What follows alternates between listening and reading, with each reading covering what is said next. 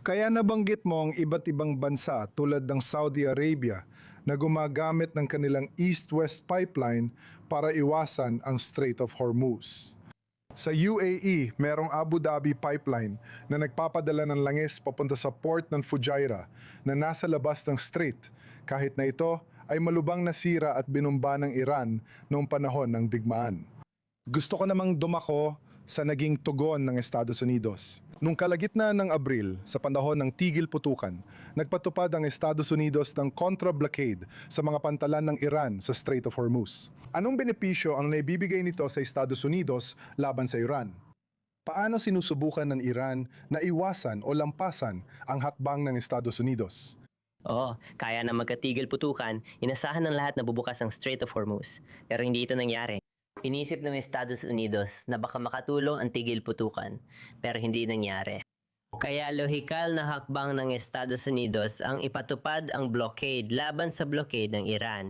At sa tingin ko, ang dahilan o isa sa mga dahilan ay para hindi pumabor ang paglipas ng oras sa Iran. Kung ang Hormuz ay isasara sa mga barkong ayaw palusutin ng Iran, ibig sabihin, pabor kay Iran ang paglipas ng oras. Sa tingin ko, layunin ng US blockade na baliktarin ang sitwasyon laban sa Iran. At ngayon, hindi na pumapabor kay Iran ang paglipas ng oras. Pwede mo bang ipaliwanag at himayin pa yon? Sa tingin ko, yon ang pinakaugat ng issue. Kung hanggang ngayon, ang estratehiya ng Iran ay ang pagpapaliban at pagbili ng oras. Dito, nabaliktad ang estratehiyang iyon. Pwede mo bang ipaliwanag kung paano nagiging laban kay Iran ang paglipas ng oras ngayon? Ayon sa ilang pagtataya, bawat araw ay nawawalan ng Iran ng daan-daang milyong dolyar sa import at export, kaya lalong lumalala ang pinsalang ekonomiya. Ang mas mahalaga at ang matagalang epekto ay sa langis, dahil nag-e-export ng langis ang Iran at kailangan nilang ma-produce nito.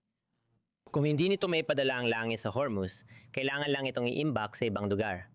Sa huli, posibleng malapit na at may debate kung gaano kabilis mapupuno ng Iran ang mga imbakan ng langis nito. Wala na itong mapaglalagyan kahit sa lupa o dagat para mag-imbak ng langis.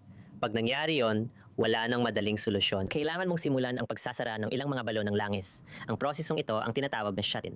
At kapag nangyari yon, depende sa kung saang oil field, depende sa chemical na komposisyon nito, depende kung gaano na ito katanda. Pero kapag nangyari yan sa ilang mga balon ng langis, hindi mo basta-basta mapapagana ulit ang mga ito. Minsan kailangan ng buwan o taon ng bagong puhunan para muling buksan ang mga balon na ito.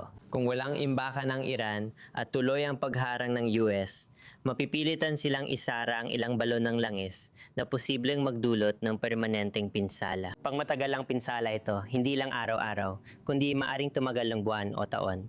Maraming eksperto sa langis ang nagde-debate kung gaano katagal bago ito maayos. Hindi bababa sa ilang buwan, na marami sa langis ang hindi agad maibabalik sa operasyon. Maaring umabot pa ng mga taon.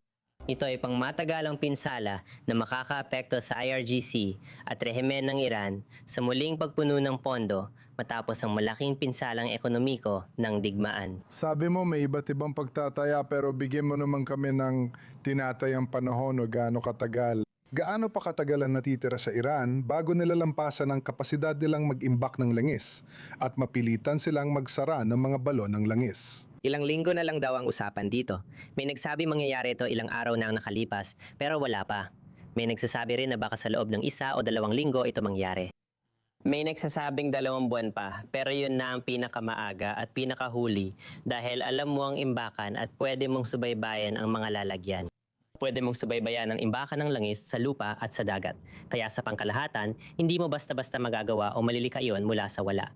At hindi mo rin talaga maitago ang malalaking imbakan ng langis. Kaya yon ang mga pagsusuri. Kung maghintay tayo ng ilang linggo, makikita natin.